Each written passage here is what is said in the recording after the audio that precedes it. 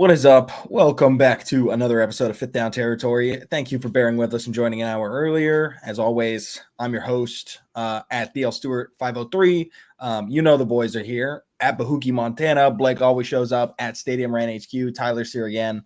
And you know what, guys? Talking football at the end of May is just one of those things, like too far away, really, that I don't feel good about making any like real assumptions yet. But close enough that I'm just really itching for that first football feeling. Like when the coldish weather hits where I live, and everybody's talking about what bets they're going to place and who's going to win opening night and all that stuff. It's just like a feeling like none other. It's when it's like real content that you're talking about. And Yeah. And you're talking about individual matchups, and you're not talking about whose team is better than whose team and whatnot. In theory, yeah. But we got OTAs. That's football, kind of. Yeah. I actually subscribe to a couple dudes on the Texans team who do OTAs. Like I pay to get some inside stuff, and the local guys are the best people for OTAs. Yeah, for sure. But anyway, we're going to shoot the breeze a little bit today, guys. We're going to talk about just some like NFL drama. We're going to talk about notable absences, like contract holdouts. I think are probably your biggest stories of OTAs. Like some dudes just never show up to OTAs, and I'm not going to read too much into those. There's always people who just like train on their own or spend more time with family. And we don't judge those people. But then there's people who hold out because they're looking for a new contract, or they're looking for more money, or they're looking for a trade or something like that. So we're going to talk through some of those, and then we're going to talk about some early MVP dark horse candidates and stuff like that. So let's go with the one that I saw circulating the most today is Justin Jefferson. Yes, sir. Not present at Vikings OTAs. That started yesterday, I believe. And he was spotted in New York. So, of course, the tampering rumors begin. But obviously, and for good reason, I think Justin Jefferson wants to be the highest paid wide receiver in the league. I think what you're talking about is how does that contract – I feel like the argument's probably more about the structure of the pay than the actual number that they're going to agree on. I feel like he's going to walk in there and they're going to say whatever number you want, but then it comes down to guarantees and bonuses and all that stuff.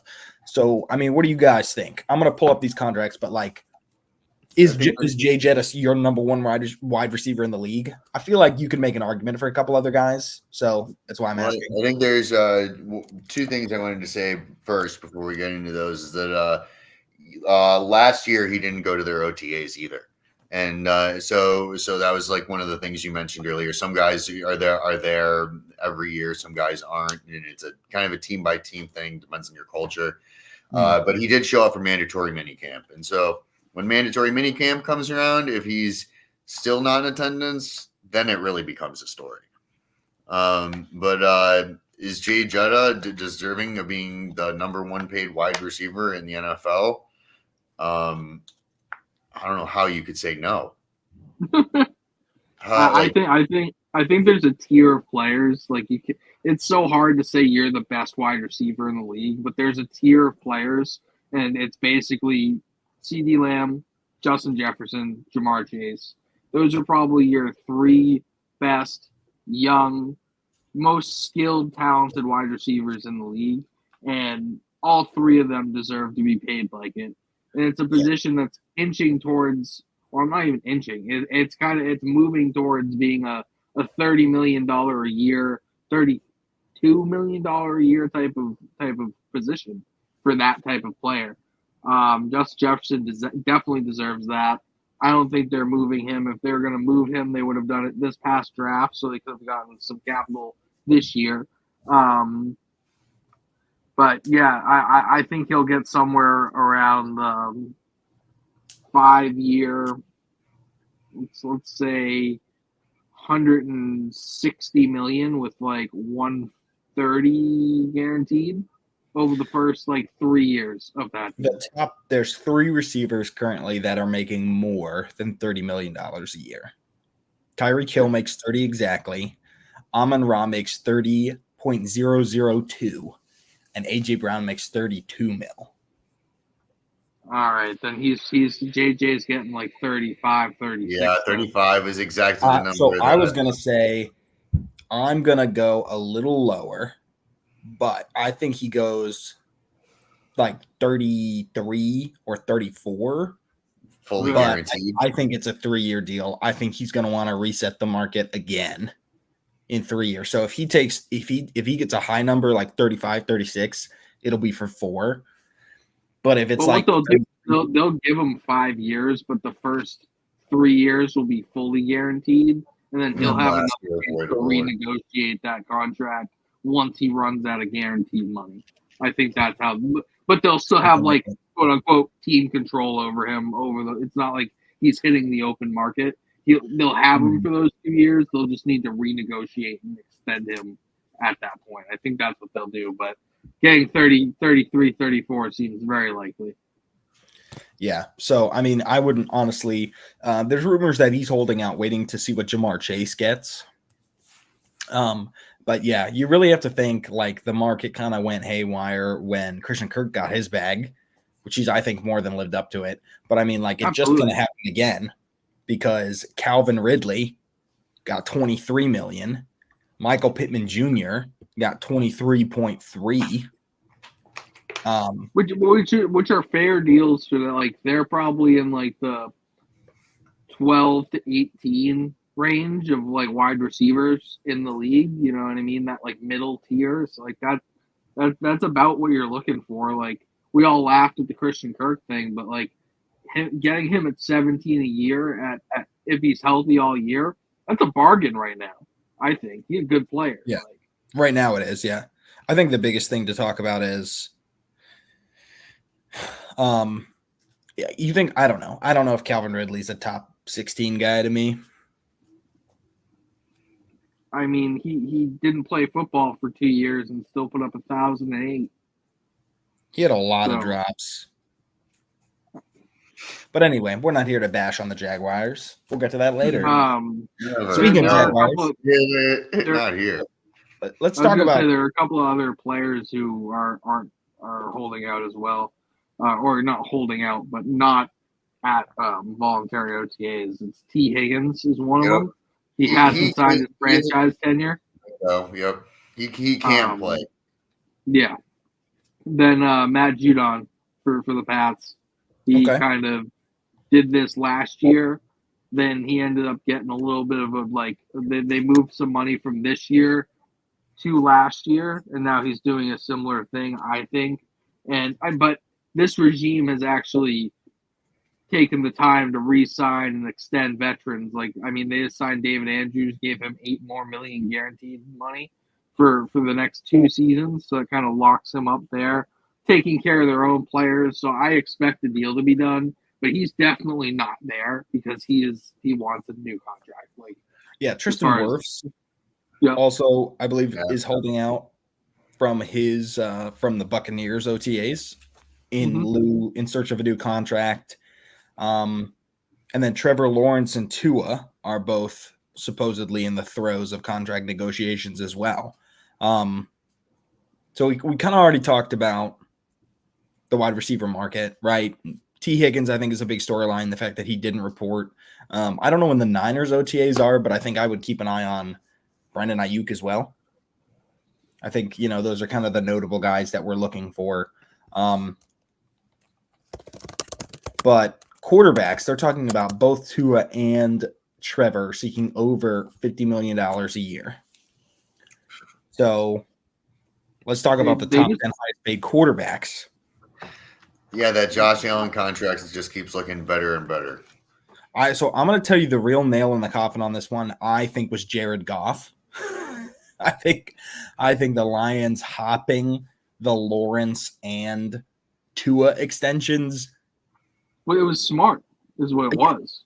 It's good business. Just get it out of the way. You have to pay him, or you're going to pay him. You didn't draft his replacement. But I think the Dolphins are stupid for not getting a deal done with Tua before the Lions got one done with Goff, because there's no way he takes less than Jared Goff money. And then you're looking at like, what does Goff get? 55, 56 a year at this point? I think he gets 53. 53. So like 53. then you're looking at $55 million for Tua. Joe Burrow is the Like- highest paid at 55 mil. So you're talking about Trevor Lawrence could potentially become the highest paid quarterback in the NFL. Like Buffalo is the team whose window is closing. Yeah, no, absolutely. They're retooling. Their window's not closed. How many other closed this year? They might be a little vulnerable as they retool. Yeah, it's the Tua contract is just mind-boggling to me. But they have no other choice at this point. If the Dolphins have good negotiations, I feel like he ends with the exact same yearly amount as Jared Goff. I think if you get him on the same per year money, you lucked out. But I don't think that's what's going to happen. I think he'll end up waiting for Trevor to sign and then try and come in right below that. I think it's what actually happened. So let's say Trevor gets 60 mil a year, which would be crazy. It'll probably be like 58, 57. Tua's going to go like right in between that or go right for Joe Burrow money, which is 55. I am a big Trevor Lawrence defender, but I don't know how you can defend giving him 60 million. And like Joe Burrow, I get like he made it to a Super Bowl. Like you've seen, like he was one pass interference call away from possibly winning that Super Bowl. Trevor's definitely developed, but like you're just stuck. Like you're just stuck. I like it's so tough having to pay a quarterback who hasn't really proven anything $60 million a year. Like, yeah. Absurd. I remember when freaking Brady left because Bill wouldn't give him 25 over 2 or two for 25 a year. 25. It's just like it's out of control. It's out of control at this point. Yeah, and we're only going to see the cap space go up with these new streaming deals and stuff. But yeah, as you look at this quarterback market reset, I think you've got to look probably at last year's rookie class as the next real setter or changer of the market after this year. So like you'll get a year off probably where things kind of match, fall under. But then when CJ Stroud, Anthony Richardson, Bryce Young, when those guys come up for contracts, I think that's when you're going to see this number go up to like 60, 65 a year. That CJ Stroud deal is going to be fat. Deservedly 10 so. years, $70 million a year. I mean, I think guys like Tua and Trevor should get like a Baker Mayfield type deal.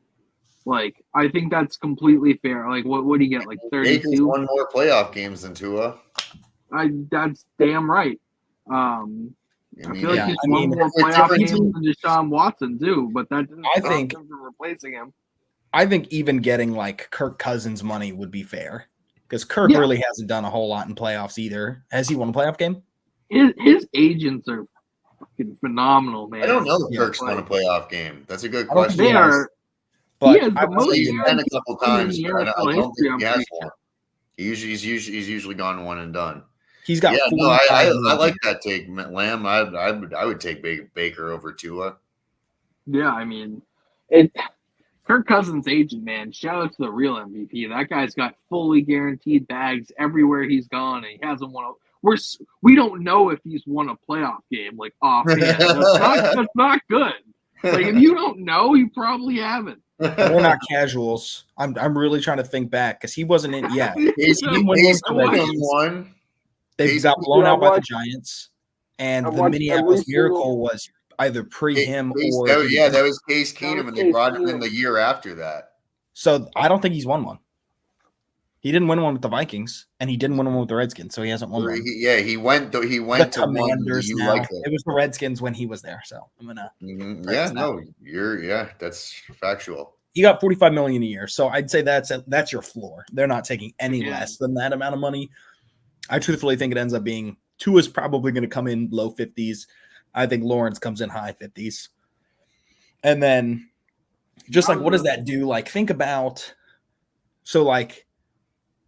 okay, in the AFC East, you're going to have 3 veteran guys on veteran contracts, which I think puts the Patriots in a really good position to compete, right?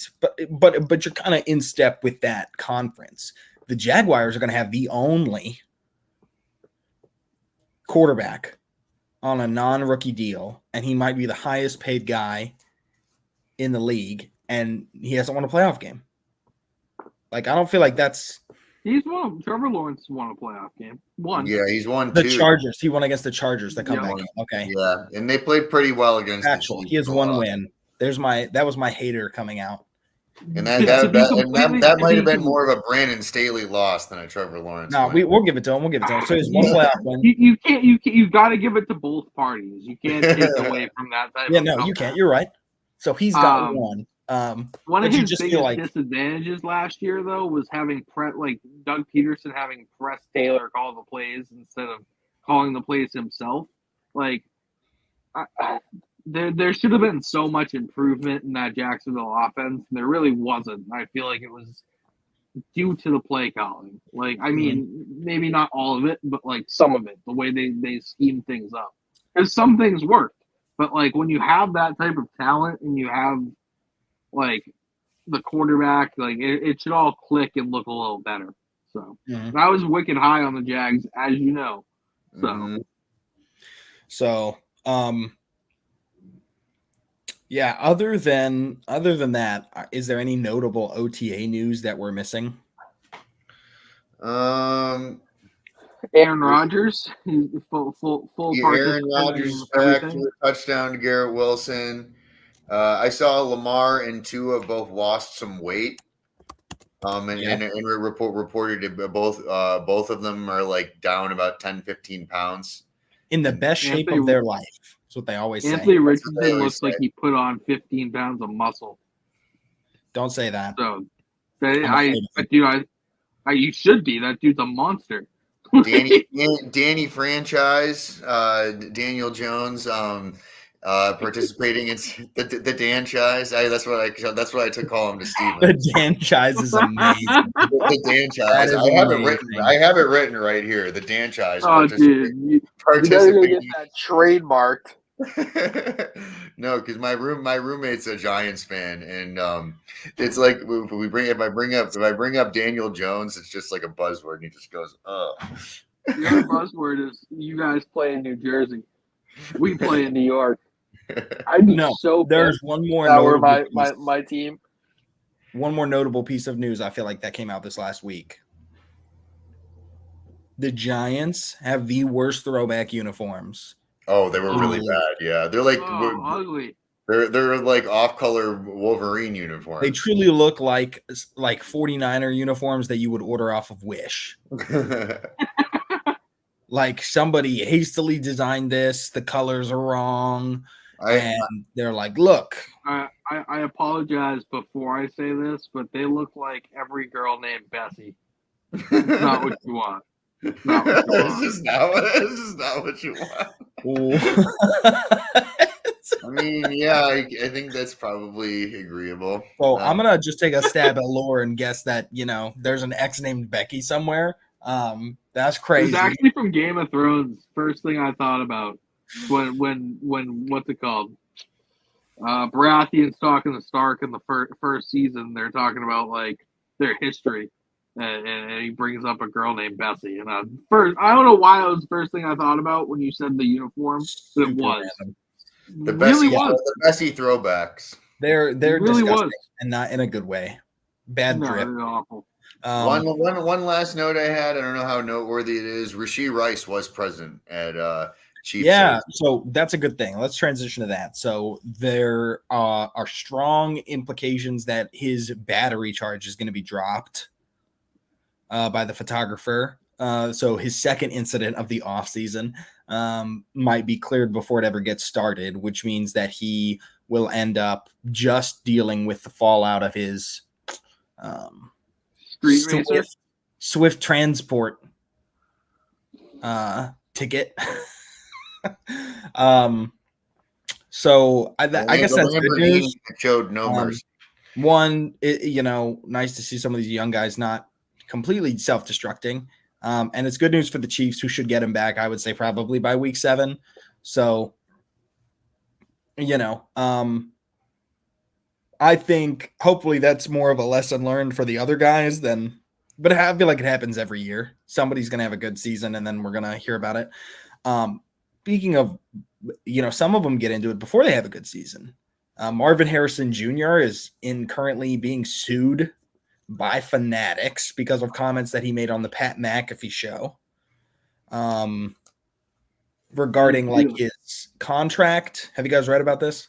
I saw about it, but I didn't actually read the full scoop. Yeah, so basically they're suing him because he said that he never signed a deal with Fanatics, and they're claiming that that's not true because he signed a term sheet. Like they agreed to terms even though so like if you guys don't know this, like sometimes when you negotiate, if you do your negotiations in person instead of over writing, you leave the room, both parties have a term sheet, and it's like, this is the basis of where we landed. So when they come back later, they can't be like, oh, well, we ended on this number. And they're like, no, we didn't. Yeah. So they're arguing that the term sheet is a legally enforceable contract that they have with him, which 100% is not true. There's no way they can take a term sheet in that his agent signed in a negotiation meeting and be like, look, we can produce Marvin Harrison Jr. gear.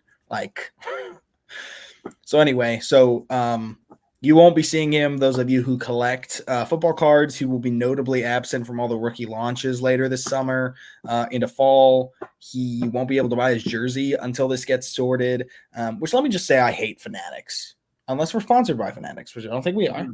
They're more or less. I don't hate Fanatics. I just feel like these, a lot of times there's like this smash grab tactic at the beginning where these rookies really need money and they sign these cheap contracts that probably aren't full value.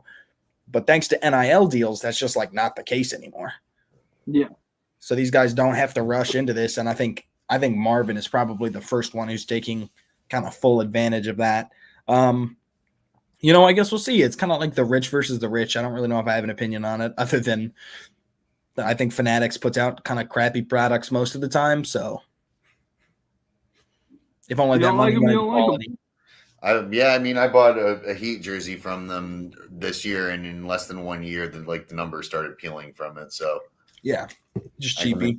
I can agree. I've bought better jerseys from other companies. But it is interesting to see how the NIL money is really playing into the way these rookies are looking. Like I honestly haven't even heard. For some reason, I usually know like what percentage of rookies have signed their contracts. And I don't feel like many of these rookies have signed their rookie deals yet. I've only seen like 5 or 6 of them. I haven't seen many as well. I haven't seen many either. And they're not the early round guys. It's like the later round guys. Like I saw, I don't know, it was somebody random. And I saw that he had signed his rookie deal, which got me thinking, none of these other guys have signed their rookie deal. So Caleb Williams going to make that money at pick number 1. Yeah, he is for sure.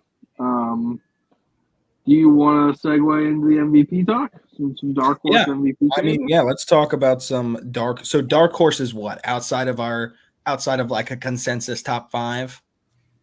Yeah, I looked on FanDuel. I would say like anything like over 100 to 1, so like plus 1,000. If that makes sense. Wow, how many guys fall into that category? Had it pulled up a little earlier, but give me one sec. I'm looking up FanDuel right now, so I'm looking at the same thing as you. Okay. So you said anything plus 1,000? Let's go plus 1,500. Because plus 1,000 is guys that like Joe Burrow. Like it's crazy to me that CJ Stroud's over Lamar. That is pretty wild. So I think part of it is because it's really hard to go back to back. Mm-hmm. Yeah. Patrick Mahomes, Josh Allen, CJ Stroud, Burrow, Lamar, Jordan Love somehow, and Jalen Hurts are all off the table for MVP, according to that. So I think that's pretty fair. Yeah. I think looking at this, I would say this is going to be a nasty number 1. I would go probably Jared Goff. Donovan. Would be, I guess, be my first dark horse candidate. Sorry, Bahookie, I always steal your stuff. He's at plus 3,500. To me, that's more of a conversation of supporting cast and scheme. I feel like he executes well in the Lions scheme. They've done a good job of surrounding him with weapons and continuity. So, I mean, if you're talking just about a sheer stat pad numbers guy, and that's how you're going to approach the conversation, if he plays a whole season healthy, and if they look like they looked at the end of last year, I think Jared Goff would probably be in MVP discussions. Yeah, for sure. I don't disagree with that at all. Bahookie, what do you got? Well, yeah, I was going to go Goff there, so I guess I'll go down my list one. I had him I had like a top 5, and then Goff I had it at 6th. I had Jordan Love just above Goff. And then the next two, I was kind of debating who would be 7 or 8. And I originally had Tua 7, and then I had Dak 8, and then I thought, no. So I'm going to go with Dak. No. I'm gonna go with Dak here, behind Jared Goff. Dak played MVP caliber football last year, and he plays for the Cowboys, and a lot of people are gonna watch him, and that matters. And yeah, we'll see if the Cowboys can win. I don't know, 50% of their games on the road this year, and we know that. I'm gonna go with Dak here. All right, so I have two. Where one of them kind of ties into what you were just saying about playing for the Cowboys, but like the MVP award now feels like it's more about like the storyline and like the buzz, and everybody wants to see this one thing. Who has the most primetime games this year? The New York Jets. New York Jets are tied with the most primetime games this year with 6. Aaron Rodgers has won 4 MVPs, 4 of them. What better storyline than him coming back from his 3 snaps last year to the Jets, which this makes me want to throw up in my mouth. But plus 2,500 for a dude who's won 4 of them in a huge market team on the Jets who has 6 primetime games. If he goes out there and has playing a 4th place schedule, if he goes out there and has a typical Aaron Rodgers season, which is 4,330 touchdowns, or third place schedule, right? Yeah, my bad. We suck. Yeah, so if he goes out there and throws for 4,500 yards, 35 touchdowns, and the Jets are like a contender, damn right he's going to win MVP, and that's free money. The other one that I have is another one that Louie's not going to really like, and it's Anthony Richardson at plus 3,000. Anthony Richardson at plus 3,000, dude. I just haven't seen enough. Like, I'm not dismissing the talent, but he's a rookie, and has a rookie ever won it? Like, CJ Stroud would love that one. He's not a rookie. He played last year. He is in my eyes a rookie. He played 3 games last season. 4 games, yeah. So he's a rookie. He's pretty fresh. But all right. So let's just rap about this for 1 second here.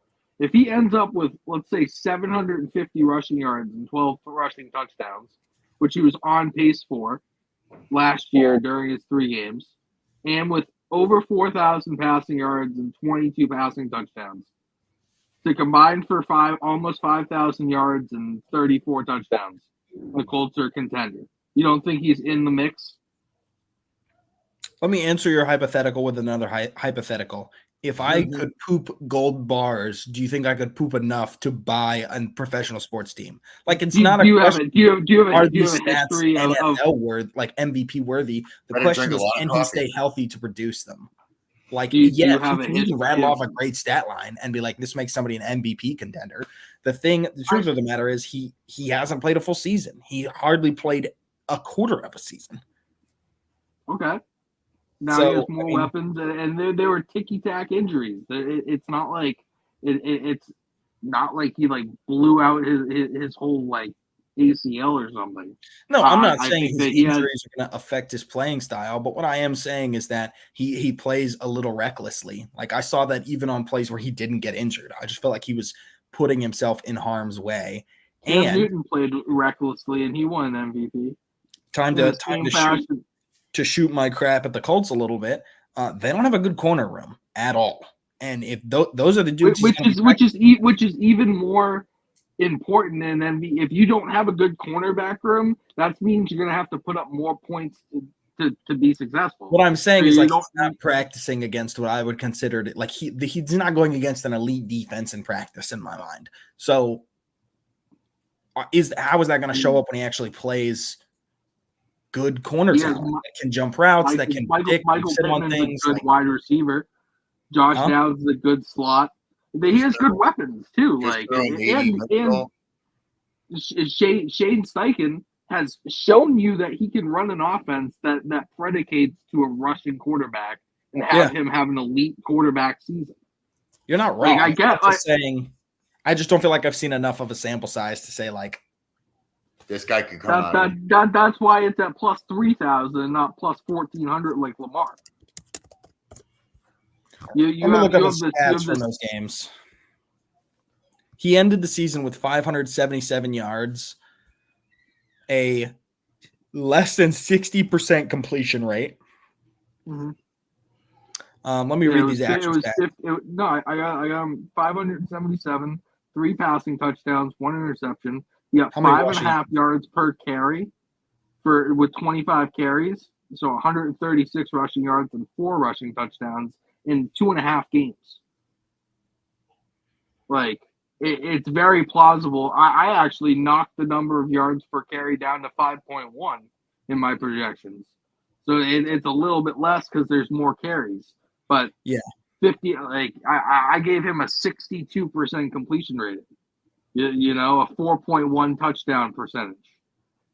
These aren't even top end projections for him. They're actually middle of the road projections. And he's my QB 6 right now. I think the debate just becomes, can he actually stay healthy? Like, can he sustain that against great defenses, right? We like to look at it and just be like, oh, this is all he has to do per game. But then, you play a stretch of top 10 defenses, can really hamper those numbers, And then you have a stretch against bad defenses that you inflate them. Like, he also averaged 6 yards a carry in college. It's something that he does. I would not be surprised if he had 1,000 rushing yards this season to go along with 3,700 passing yards. That's just a little bit more quarterback design runs. I mean, it's dark horse picks for a reason. So yeah, I mean, both of Aaron Rodgers too. If he gets hurt, he's not going to win MVP. But if both of these guys are healthy and do the things that we think that they can do, these are good odds for it. So, You're just an AFC South hater, which is fine. I am certified AFC South hater, and I don't hate Richardson. I like his playing style. That doesn't mean the coach is wrong though. Just because he's hating doesn't. We've talked about this. I'm true. And I'm usually right about them.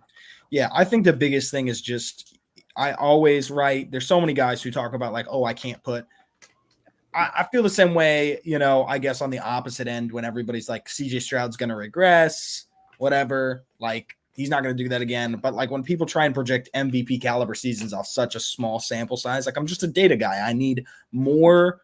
If he starts the season off, the Colts go 4-1 and he's got great stats, we can come back and analyze a 7 or 8 game spread total in his career. I think that's when we can say yes or no. But off of 2.5, 3.5 games, whatever he played this last season, it's just not enough. Those 2.5 games, you just have an elite rushing share, and that matters in an MVP race. I just don't feel like he played against any really good defenses in that stretch last year. Just being honest, he played against Jacksonville. He played against us early in the year. We didn't have a good defense really at that point. He played and defensive coordinators didn't really have an opportunity to adjust to him. We see that a lot. Still don't. We see that happen a lot. We see it happen a lot with rookie quarterbacks come out and and they're people don't really know that much about them. I mean, Josh Allen, Lamar Jackson, and then and the good ones will still continue to, but Yeah. it goes back and forth a little bit, and we didn't really get an opportunity to see any of that. So I hear what both of you are saying. I would say the biggest detractor for me is like we also didn't talk about how many interceptions is he going to throw, because his completion percentage, sub 60% is not fantastic. And I would say he shares to me a similar makeup mentality to Josh Allen. And Josh tends to have some games where he throws 3 interceptions. Like, I just have I have it at 8. I have it at 8 right now. I feel like that's incredibly low. But anyway, Bahookie, who's your number 2? Who's another guy you can see? Yeah, I guess at this point, I would say Tua. In that video game offense, another guy you can say, does he stay healthy? Mm-hmm. But yeah, that offense is not going to be the issue. Again, we're going to be talking about that defense, and it's kind of a similar conversation to what we just had. But if they were able to come out and win the AFC East, in spite of that, and there'd be an argument to be made. We're talking about dark horses here. My second dark horse, I think, would probably be another old head QB, and that's Matt Stafford on the Rams. I feel like if Cooper Kupp can return to somewhat form from a couple years ago, he had a really down 23, and I don't feel like we talk about it enough. The fall off there, the regression was pretty sharp. He had a lot of injury problems. He just didn't look super efficient. He was pretty much outshined by Puka and Kyron Williams. But I think if he can have a return to form and that offense can stay relatively on the field together, you could see Matt Stafford with a really surprising. He's never going to have the rushing upside that these other QBs have, like Jalen Hurts or Anthony Richardson or Lamar Jackson. But that dude can dish through the air, like is clutch in any moment of the game. And as long as he keeps his hand away from people's helmets, I think he has a chance, a long odd chance to be in the MVP conversation this year. You'd have to throw for like 5,200 yards and like 40 touchdowns, but I don't dislike it. Honestly, if Kirk Cousins didn't tear his Achilles, I would have put him on this list. But I just don't trust it. I don't trust at least with Aaron Rodgers, like he did it in week 1. He's had this whole time to rehab it. Like he just like seems a little bit more pliable. Let's use a Brady word, pliable. Then like Kirk just kind of seems more stiff, which might not help him in the beginning part of this year. So yeah, I think the guys in offenses like that with limited rushing upside, I feel like would have to have a pretty perfect year. Like, you'd have to you're averaging, if you try and average 3 touchdowns a game, you end in that 36 to 40 range with 4,500 plus yards. I feel like that's what you have to do almost to even be in conversation with these dudes who can put 750 rushing yards up on the board. Yeah, I mean, I have him with 4,600 yards, 27 touchdowns, and 10 picks. So, which is pretty much right in line with he would have a higher completion rating this year than last year, but touchdown rate, yards per attempt, both pretty much pretty similar. So, but didn't he miss 2 games last year? He missed a couple with a back injury. Yeah, I think something like that. Yeah, I think it was a back injury. Same. Yeah, he got old man back going on. And then the NFL dropped full week 1 schedule. So I want to talk about what you guys are most, aside from your team, what are you most looking forward to? Like, what's your most anticipated game, excluding opening game, which is always really exciting, and then your team's game? We're just looking at week 1 right now. Huh? No, whole season. Week 1? Just week one. Just week one. Oh, I was looking for the whole season. So I probably have to I do a just little say more research for the whole season. the one that I found that I really liked was actually your team, week 7, playing Green Bay. CJ Stroud versus Jordan Love, and two offenses that like are 3 deep in wide receiver, have good offensive systems, good running backs. Like everything about these offenses is good, and they both have like defensive players on both sides that like have star power. So it's just one of these matchups with like two up and coming teams. One's AFC, one's NFC. Like these could be like the cream of the crop type teams coming up this next like little iteration of these ones. I'm really excited to watch that game, even though it's in week Yeah. 7. I just think there's a lot of potential for a really really fun type of matchup. I'm gonna do a little agenda push right here. Y'all ready for this? Not Texans related.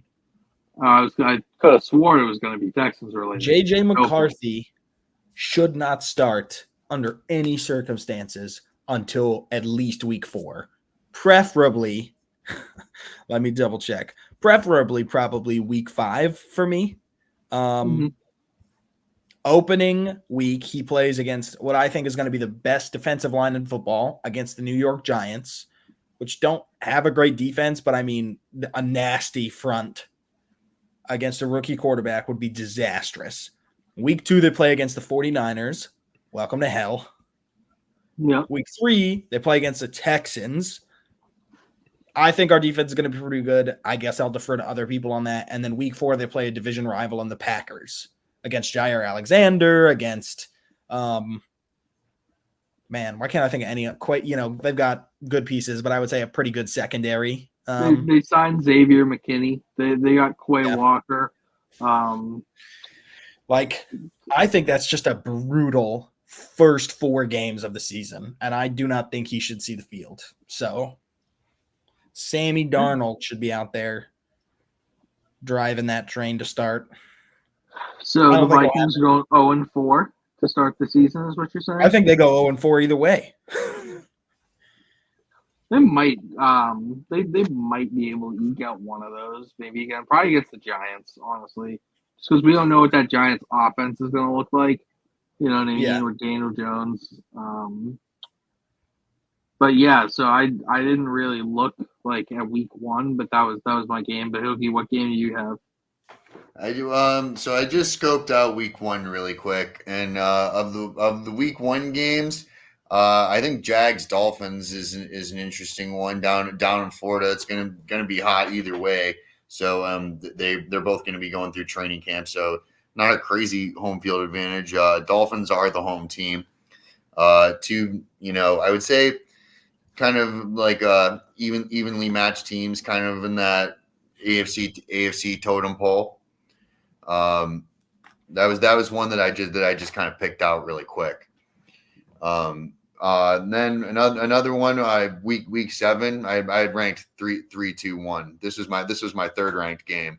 I had Chiefs at Niners. I thought was a pretty easy one to pick. I think those are objectively the two best teams in the NFL, and they obviously just played them the last game, and we'll see. I think there's a semi-decent probability we could see the same game at the end of the year this year. No, yeah, that makes a lot of sense. If I'm looking just at week 1, another game that intrigues me a lot is actually your matchup, Bahookie, with the Cardinals.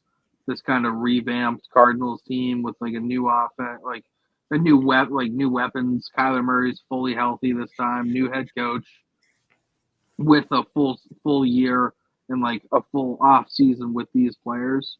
And like I'm very interested to see how this iteration of the Bills kind of looks.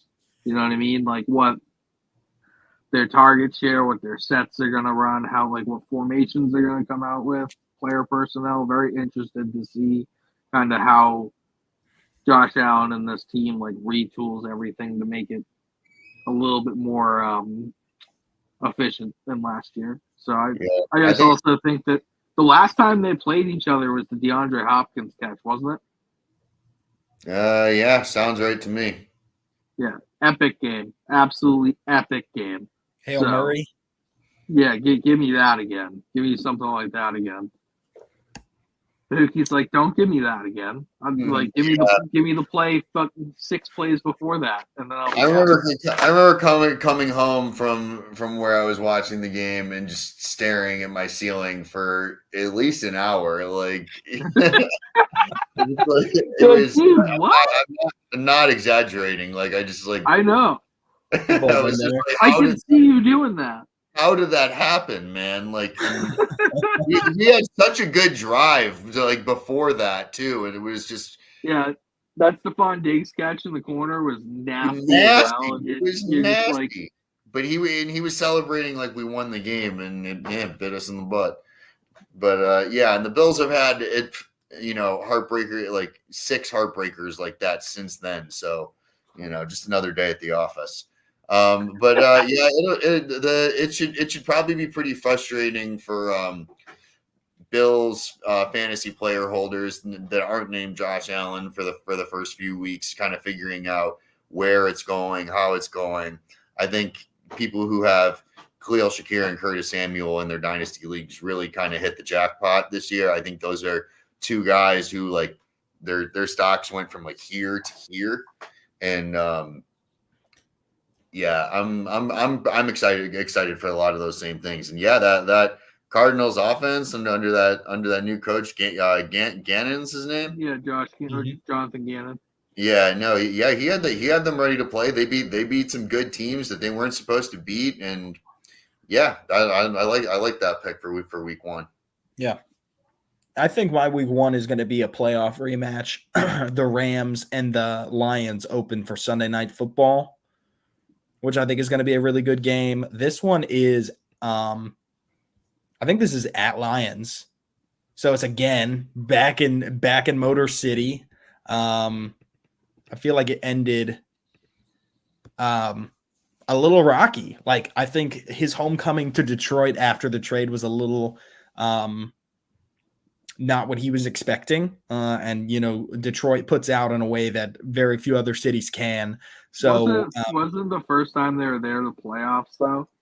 Yeah, it was playoffs. Oh, dude, I like. What do you expect? Like the Lions, like haven't seen a playoff win in like 20 years. Like, bro, like thank you for your service for our team, but like you can get wrecked right now. Like, with all due respect, like step up. Like, yeah.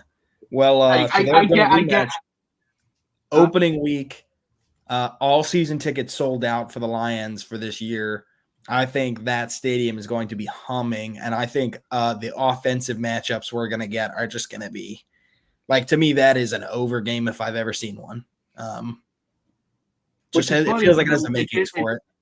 It didn't hit the over in the playoffs.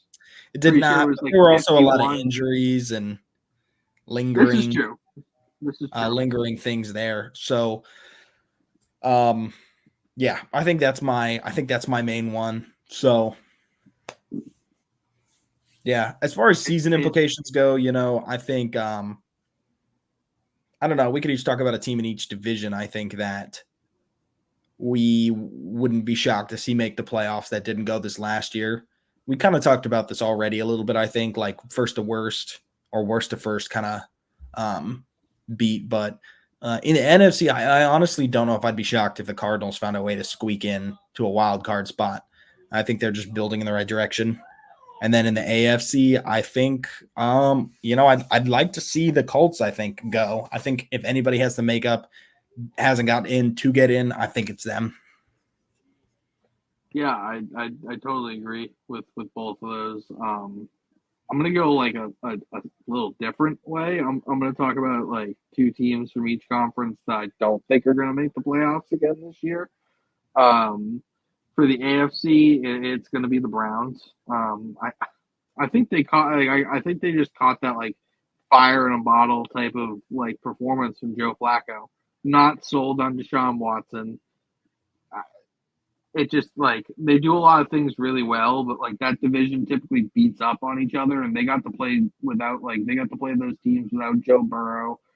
They got to play a Pittsburgh team that was starting Mason Rudolph. They still lost to Kenny Pickett in week 2, with the night the Nick Chubb injury happened, and I just think there's a lot more talent in the field than the talent that the Browns have, so I don't think they're going to make it again.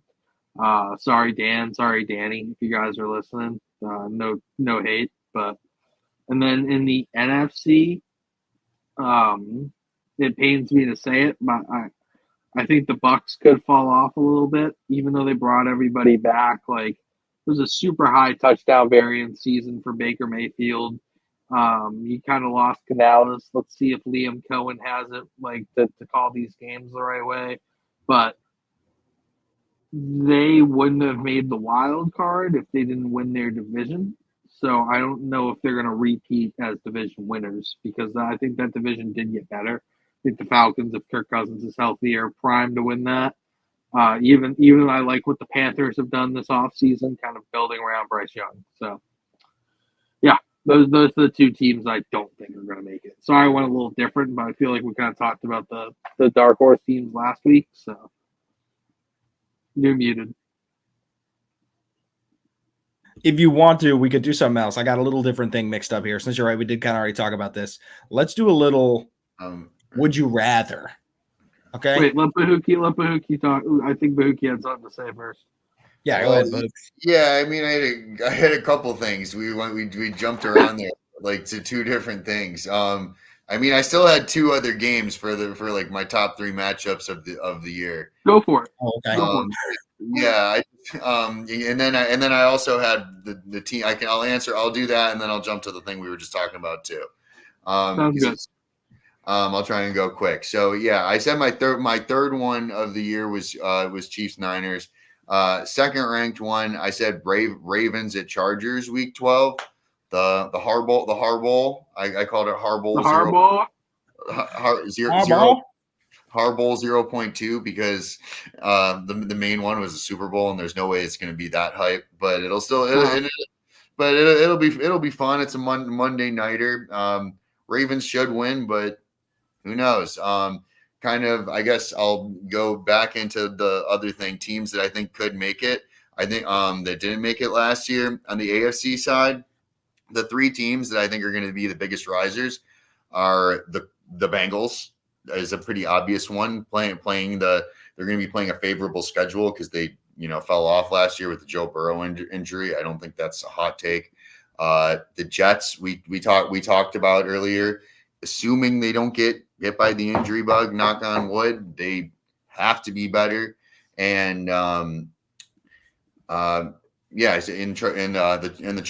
Chargers is the third one. I think under Harbaugh they have to be better than Brandon Staley, right? Anyway, yeah.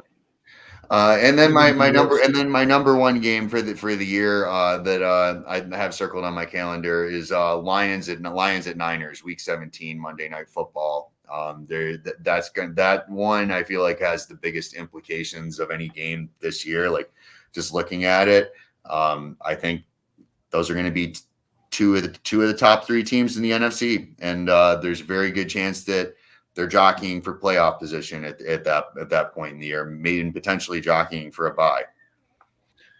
And then I'll circle back, I guess, on the NFC side. You're talking about the Panthers maybe going in ahead of the Bucks. That's not a bad choice. I do like the Bucks. We were talking about Baker earlier.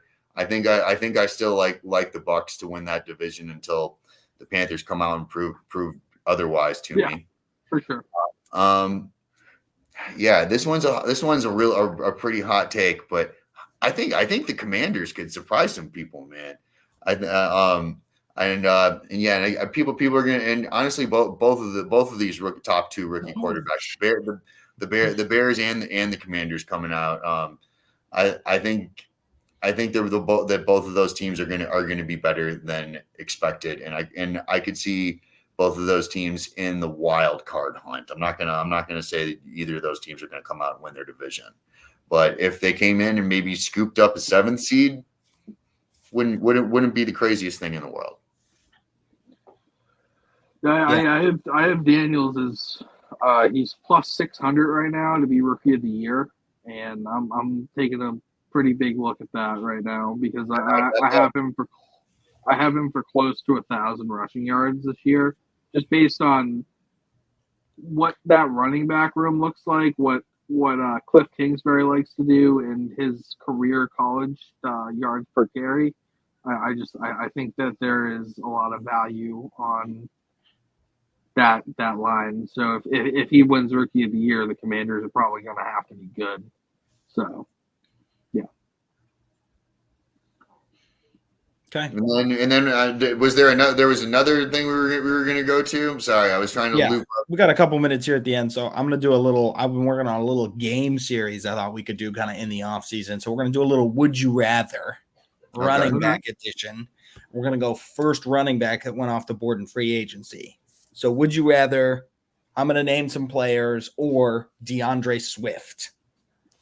The Swift ended last year as the 5th overall running back for total yards with 1,049. Actually, I think that was just rushing yards.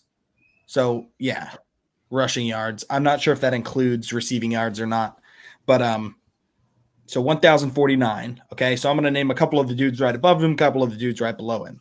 Would you rather DeAndre Swift or Najee Harris? Swift. Najee. Okay. I think I'm probably going to go Swift on that one. It's a little closer than I thought. Like, I love to dunk on Najee because he just kind of is inefficient, but he also had a shitty offensive line, and Matt Canada is his offensive coordinator. Yeah. So, also got Jalen Warren to compete with. Would you rather this is true. DeAndre Swift or David Montgomery? For this coming season, so not like next 4 years, No, Montgomery. I think he's the better player. This is this is a good question. Just this season, I feel like Swift is going to get more touches because I feel like and you might be right about Montgomery being the better player, but Jahmyr Gibbs is definitely a better player. Like I don't think any of us are debating. But I mean, like if you had to pick one of these guys to be the running back, I'm gonna say Swift because of his situation. I'm gonna say is better than Montgomery's situation. Yeah, so I think Roshan Johnson might beat him out of his job. Like it's possible. It's possible, but I'm gonna say Swift here. DeAndre Swift or Tony Pollard. Ooh, DeAndre Swift. Yeah. DeAndre Swift. That's an easy one. Okay, that's fine. DeAndre Swift or Isaiah Pacheco? Pacheco. Easy. Yeah. You see how that dude runs? Yeah, I'm going to go Pacheco in that Chiefs. I don't think it's very efficient. They're running more and more 12 and 13. Okay. We'll go some quality backups then. A DeAndre Swift or Jerome Ford? DeAndre Swift, but it's closer than you'd think. Okay. Yeah. I mean, that's going to depend on Nick Chubb's health here. So, yeah, I am going to go DeAndre Swift, but Jerome Ford could definitely make me eat my words. DeAndre Swift or Javonte Williams? Javonte Williams. That's a good one. Javonte Williams. Yeah, I'll go Javonte Williams on that one, and that one is close, but I do really like Javonte, and he's now going to be another year removed from that ACL. And in his rookie year, he had one of the highest broken tackle, forced missed tackle rates, in the past 3 or 4 years up until that point. So I still personally believe in the talent. And so I think it comes down to me, DeAndre Swift is a really good running back, but I don't think there's a whole bunch of consistency in his game. DeAndre Swift, this is your last one. DeAndre Swift or Rachaad White? Ooh, Rachaad White. Okay. He gets a lot of volume, specifically catching the ball in that Tampa offense. He. If you want to talk about inefficient, I think that he is inefficient. But again, I kind of go back to offensive line and kind of like what was available for him. So I will take White, but like it's real close because Swift is probably the more efficient back, but White is on the field more and more consistently making plays, I think. Yeah. Okay, so we're going to do one of these every single week. I'll rotate position groups and kind of different comparison tiers in my mind. Yeah. But to little spice things up a little bit. Did you mean that for fantasy or did you mean that for real life? Like I was thinking more like real life, but you can take it either way. To me, it's more like if you were going to pick this dude and put it on your team, like if you had to pick one of these two guys to be on your team, who would you pick? Yeah, I mean, I stay the same with most of my picks. Yeah, for sure. But so that puts us at an hour. So that's a wrap for us tonight, guys. Thanks as always for tuning in. Drop any suggestions, anything you guys want us to talk about in the upcoming weeks. We got a little bit of lull here, so we can be flexible. And as always, we'll see you guys next Tuesday. Fifth Down Territory is sponsored by Stadium Rant, so go check them out, stadiumrant.com. Newsletter, articles, all kinds of stuff. Follow them on social, Instagram, Twitter, and we'll see you guys next week. Deuces.